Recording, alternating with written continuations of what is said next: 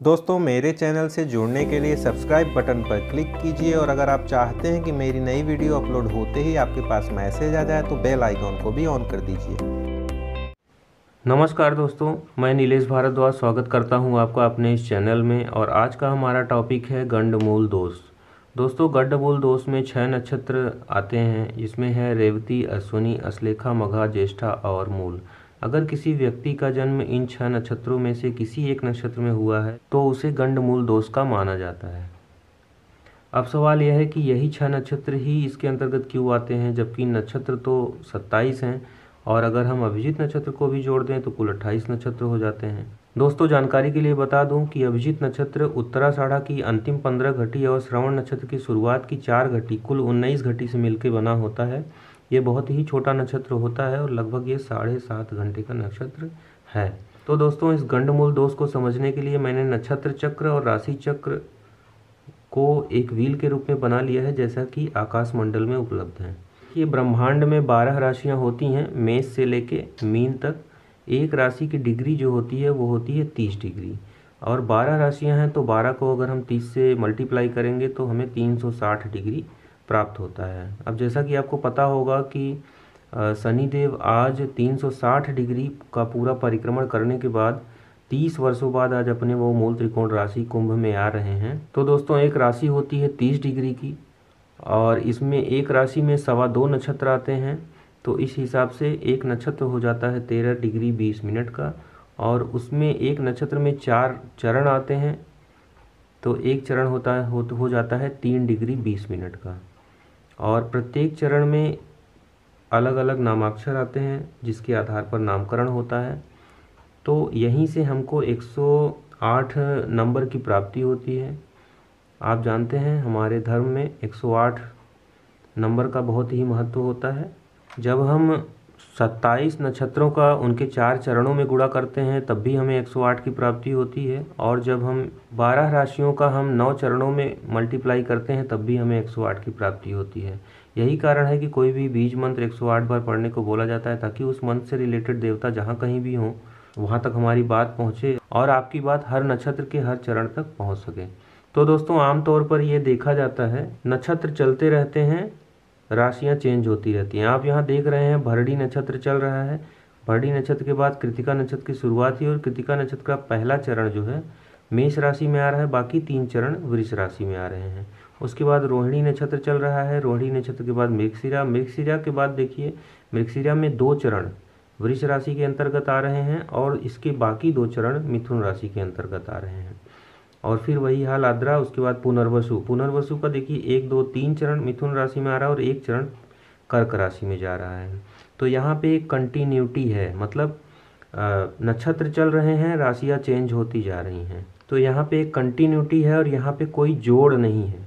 लेकिन आप ध्यान दीजिए कि रेवती और अश्विनी, अश्लेखा और मघा, ज्येष्ठा और मूल, यहाँ रेवती नक्षत्र के चारों चरण खत्म हो रहे हैं और अश्विनी नक्षत्र की शुरुआत हो रही है और साथ में ही मीन राशि भी खत्म हो रही है, मेष राशि की शुरुआत हो रही है।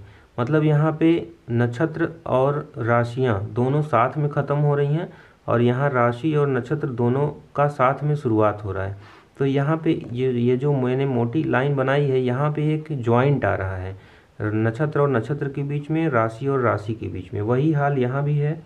देखिए आश्लेखा नक्षत्र और मघा नक्षत्र के बीच में आश्लेखा के साथ साथ कर्क राशि भी खत्म हो रही है और यहाँ पे मघा नक्षत्र के साथ साथ सिंह राशि की शुरुआत हो रही है। वही चीज़ यहाँ भी हो रही है। वृश्चिक राशि के साथ साथ ज्येष्ठा नक्षत्र भी खत्म हो रहा है और मूल नक्षत्र के साथ साथ धनु राशि भी खत्म शुरुआत हो रही है।